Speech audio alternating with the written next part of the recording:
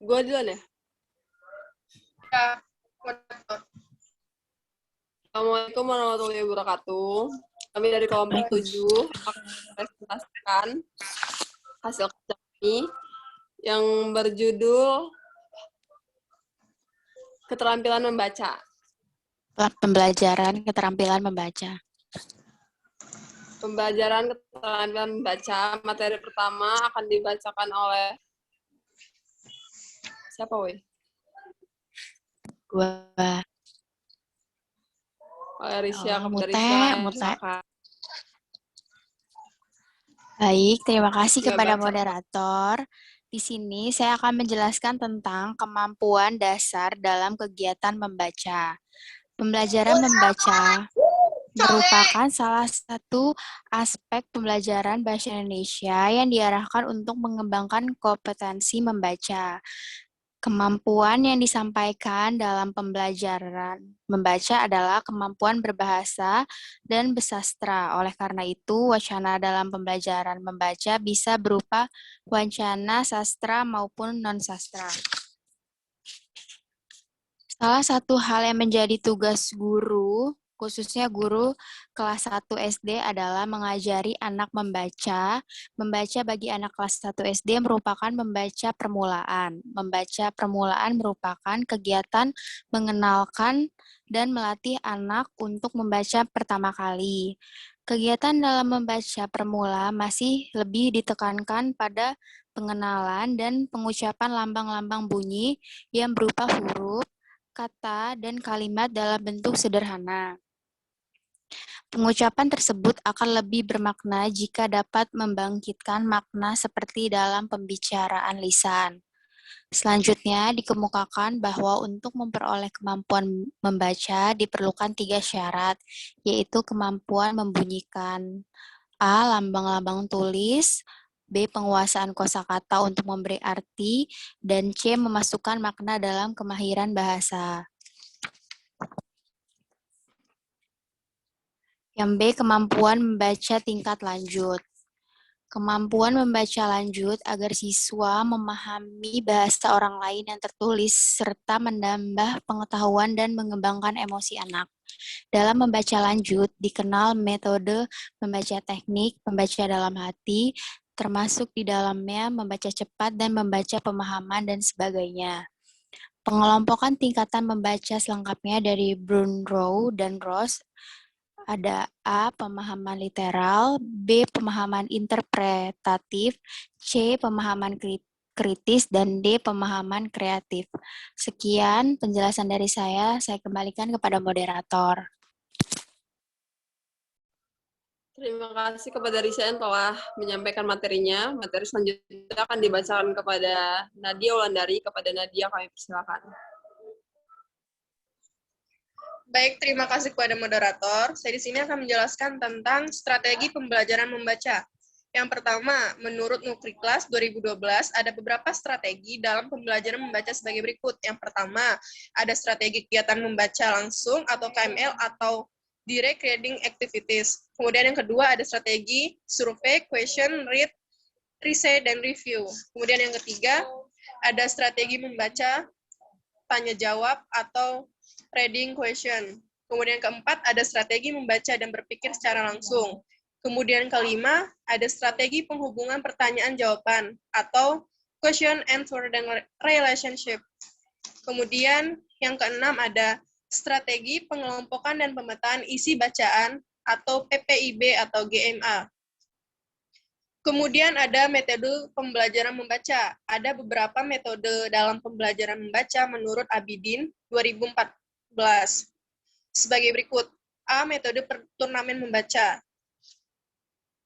Tahap-tahap metode turnamen membaca sebagai berikut. Yang pertama, ada prabaca. Prabaca terdapat beberapa tahap, yaitu ada tahap persiapan, tahap penyajian materi, tahap membaca. Terus, peran guru adalah sebagai fasilitator dan motivator kegiatan setiap kelompok. Yang pertama ada tahap turnamen akademik, yang kedua ada tahap perhitungan skor, yang ketiga ada tahap penghargaan kelompok. Metode Metode jigsaw membaca. Pembelajaran membaca jigsaw membaca adalah salah satu tipe pembelajaran membaca yang mendorong siswa aktif dan saling membantu dalam menguasai materi. Metode jigsaw memiliki beberapa tahapan sebagai berikut. Yang pertama ada tahap prabaca, kemudian ada tahap membaca, kemudian yang ketiga ada tahap pasca baca. Metode scaffold atau reading. Berikut diuraikan tahapan pembelajaran membaca dengan menggunakan metode scaffolded reading. Yang pertama itu ada tahap prabaca. Tahap prabaca terdiri dari pemilihan teks, orientasi teks. Kemudian ada tahap membaca. Tahap membaca terdiri dari membaca teks dan orientasi bahasa. Kemudian ada tahap pasca baca. Pada tahap ini, guru menguji tingkat pemahaman siswa terhadap isi bacaan. Kemudian D, metode grup investigasi.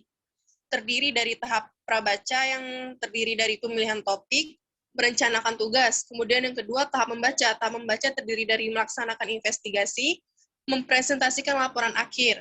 Kemudian ada tahap pasca baca. Tahap pasca baca ini terdiri dari evaluasi, metode skemata kritis yang terdiri dari tahap prabaca dan tahap membaca. Pembelajaran membaca dengan metode SIRCE terdiri atas 3 unsur penting, yakni kegiatan-kegiatan dasar terkait pengajaran langsung pelajaran memahami bacaan dan seni berbahasa. Slapin mengemukakan unsur utama SIRCE sebagai berikut. 1. Kelompok membaca. 2. Kelompok membaca. 3. Aktivitas menceritakan kembali.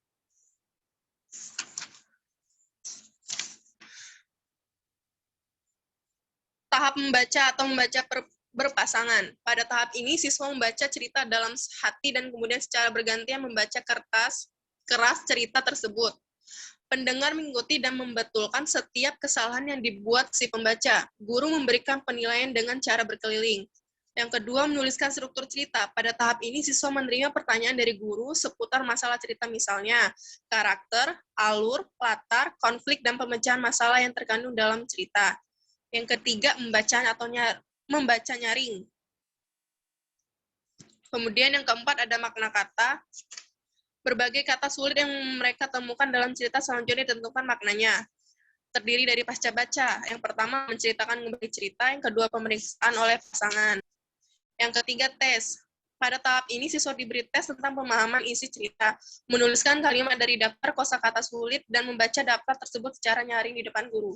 Sekian penjelasan dari saya kembalikan kepada moderator. Terima kasih kepada Nadia yang telah memaparkan materinya. Materi selanjutnya akan dibacakan oleh Wulandari. Kepada Wulandari, kami persilakan. Baiklah, terima kasih kepada moderator yang telah memberikan kesempatan untuk saya memaparkan materi selanjutnya, yaitu E, penilaian dalam pembelajaran membaca. Kemampuan membaca siswa banyak dipengaruhi oleh pengalamannya membaca dan kemampuannya menguasai pengetahuan yang berkaitan dengan aspek kebahasan. Yang pertama ada jenis membaca. Ada beberapa jenis membaca, yaitu pertama, tes close. Secara keseluruhan, tes close dapat dimanfaatkan untuk penilaian tingkat keterbacaan dan tingkat kesulitan teks, penilaian kemampuan membaca, pemahaman, penelaahan kendala-kendala yang ada dalam teks, penilaian kelancaran berbahasa, dan penilaian efektivitas pengajaran. Yang kedua ada teknik meringkas, untuk mengukur kemampuan pemahaman baik lisan maupun tulisan. Yang ketiga, tes meringkas, untuk mengukur kemampuan pemahaman testi yang bersifat global. Yang keempat ada tes subjektif, merupakan tes yang banyak digunakan dalam mengukur kemampuan membaca. Yang kelima ada tes objektif, adalah tes yang cara pemeriksaannya dapat dilakukan secara objektif yang dilakukan dengan cara mencocokkan kunci jawaban dengan hasil pekerjaan testi. Yang kedua ada taksonomi dalam tes membaca. Ada 2 jenis taksonomi yang dapat digunakan dalam tes membaca, yaitu taksonomi Bloom dan taksonomi Barrett dalam versi Mini 2006 sebagai berikut. Yang pertama, taksonomi Bloom. Bloom membedakan adanya 3 ranah, yaitu kognitif, psikomotor, dan afektif. Ranah kognitif dibedakan menjadi 6 tingkatan, yaitu ingatan, pemahaman, penerapan analisis sintetis dan evaluasi. Yang B. Taksonomi Barrett. Barrett membedakan adanya 5 kelompok intelektual dalam kegiatan membaca pemahaman, yaitu 1. Pemahaman literal, yakni kemampuan mengenal sesuatu atau fakta, atau mengingat kembali sesuatu atau fakta. Yang kedua, penataan kembali, yakni kemampuan menganalisis, mensintetis, menata ide-ide dan informasi yang diungkapkan dalam bacaan.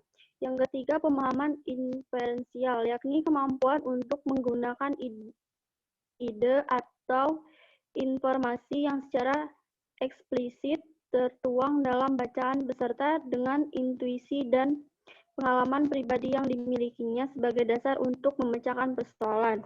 Yang keempat, pemahaman evaluatif, yakni kemampuan untuk memastikan dan menilai kualitas, ketelitian, kebergunaan, atau kebermanfaatan ide yang terdapat dalam wacana.